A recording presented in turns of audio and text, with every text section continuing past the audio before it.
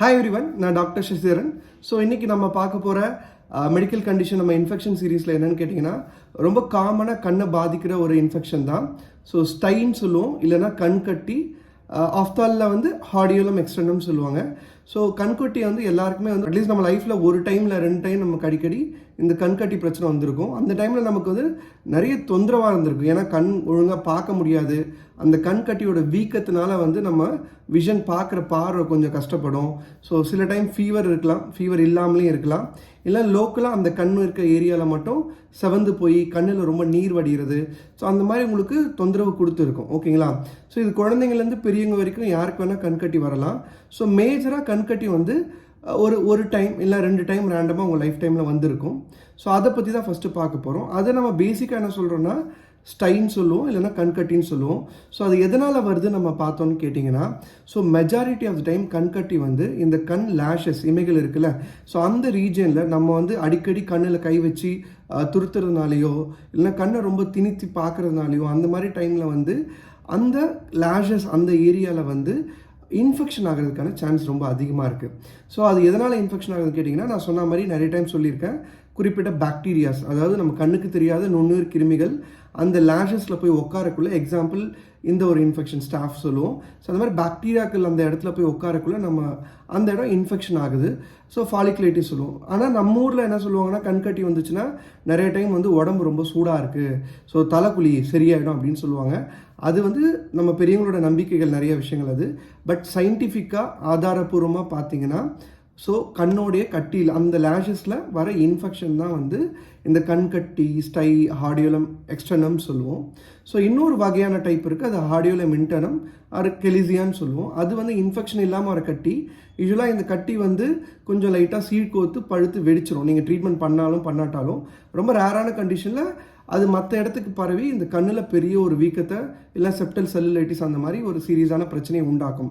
So அதனால தான் நம்ம வந்து எந்த ஒரு கண்கட்டியாக இருந்தாலும் நீங்கள் ஃபஸ்ட்டு வந்து டாக்டரை எப்பயுமே பார்த்து கன்சல்ட் பண்ணிடுறது ஒரு பெட்டர் ஆப்ஷனாக இருக்கும். ஏன்னா நீங்கள் கன்சல்ட் பண்ணாமல் வீட்டில் இருக்கக்குள்ள மெஜாரிட்டி டைம் இந்த கண்கட்டி ரிசால்வ் ஆகிறதுக்கான நேச்சர் உள்ள ஒரு கண்கட்டி தான். ஆனால் சில டைமில் அது ரிசால்வ் ஆகாமல் மற்ற ஏரியாக்களும் பரவ ஆரம்பிச்சதுன்னா அது ஒரு சீரியஸான இன்ஃபெக்ஷன் ஆகிடும். ஸோ அதனால தான் உங்களை நான் டாக்டரை கன்சல்ட் பண்ண சொல்கிறதுக்கான முக்கியத்துவம் இதில் இருக்குது.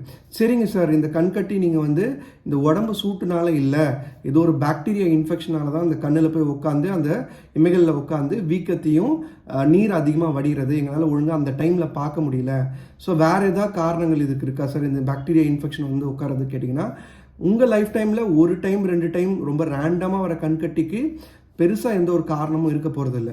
பட் நீங்கள் ஒரு குழந்தையாக இருக்கீங்க, உங்கள் வீட்டில் ஒரு குழந்தை இருக்காங்க, அவங்களுக்கு ஃப்ரீக்வெண்ட்டாக அடிக்கடி கண்கட்டி வருதுன்னா விஷன், அதாவது கண் பார்வையில் ஏதாவது பிரச்சனை, குறைபாடு இருக்கா, இந்த கிட்ட பார்வை தூர பார்வையில் ஏதாவது பிரச்சனை இருக்கான்றதை நீங்கள் வந்து ஒரு வாட்டி ஐ டெஸ்ட் பண்ணி உறுதி பண்ணிக்கோங்க. ஏன்னா அந்த மாதிரி டைமில் உங்களுக்கு பார்வையில் டிஃபிகல்ட்டி இருக்கக்குள்ள நீங்கள் கண்ணில் கை வச்சு இந்த மாதிரி சிமிட்ட செய்யக்குள்ளே இன்ஃபெக்ஷன் பரறதுக்கான சான்ஸ் ரொம்ப அதிகமாக இருக்குது. இதே பெரியவங்களுக்கு அடிக்கடி கண்கட்டி வருதுன்னா உங்களுக்கு சுகர், டயபெட்டிஸ் இருக்கான்றதையும் நீங்கள் ஒரு வாட்டி செக் பண்ணிக்கிறது ஒரு நல்ல விஷயமா இருக்கும்.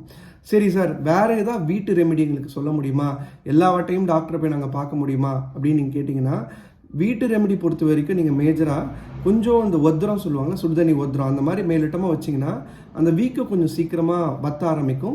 சம்டைம்ஸ் சீழ் எதாக இருந்ததுன்னா அது வடிய ஆரம்பிச்சிடும்.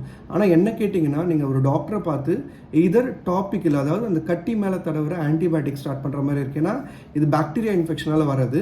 அப்படி இல்லாத பட்சத்தில் ஓரல் வாய் வழியாக ஆன்டிபயோட்டிக் எடுக்கிற மாதிரி இருக்கும். ஸோ இது எல்லாமே கோர்ஸ் நீங்கள் பார்த்தீங்கன்னா, ஒரு கண்கட்டியோட கோர்ஸ் மொத்தமாக எவ்வளோ நாள் இருக்குன்னு கேட்டிங்கன்னா மேக்ஸிமம் 1 வீக் இருக்கும். சப்போஸ் இன்கேஸ் நீங்கள் ஆன்டிபயோட்டிக் எடுக்காமல் இருந்தால் என்ன சார் ஆகும்னு கேட்டிங்கன்னா, ஸோ மெஜாரிட்டி டைம் அது வந்து கொஞ்சம் சீழ் மாதிரி கோத்து அது வடிஞ்சு அதுவாகவே ட்ரெயின் ஆகிடும். அப்படி இல்லாத பட்சத்தில் அது வந்து பரவக்கூடிய தன்மை அதிகமாக இருக்குது. ரொம்ப குறிப்பிட்ட ப்ரொபோர்ஷன்ஸில் அந்த ஸ்டை வந்து இதுவாக மாற, அதாவது ப்ரீசெப்டல் செல்லுலைட்டிஸாக மாறதுக்கான சான்ஸ் ரொம்ப ரொம்ப அதிகமாக இருக்குது. ஸோ அதனால தான் டாக்டர் கன்சல்ட் பண்ணுன்ட்டு மல்டிபிள் டைம் நான் இன்சிஸ்ட் பண்ணுறேன். ஸோ உங்களுக்கு உங்கள் லைஃப் டைமில் ஏதாவது 1 வாட்டி 2 வாட்டியோ இந்த மாதிரி ஸ்டை வந்திருக்கா, இல்லை அடிக்கடி வருதுன்னா நீங்கள் அதை பற்றி உங்களுக்கு வேறு ஏதாவது சந்தேகங்கள் இருக்குது, அதை நீங்கள் டிஸ்கஸ் பண்ணணும்னு நினச்சிங்கன்னா இந்த கமெண்ட் பாக்ஸில் மென்ஷன் பண்ணலாம். ஸோ ஃபர்தர் நான் நியூ இன்ஃபர்மேஷன்ஸோடு வரேன். Until then bye from doctor Sasitharan.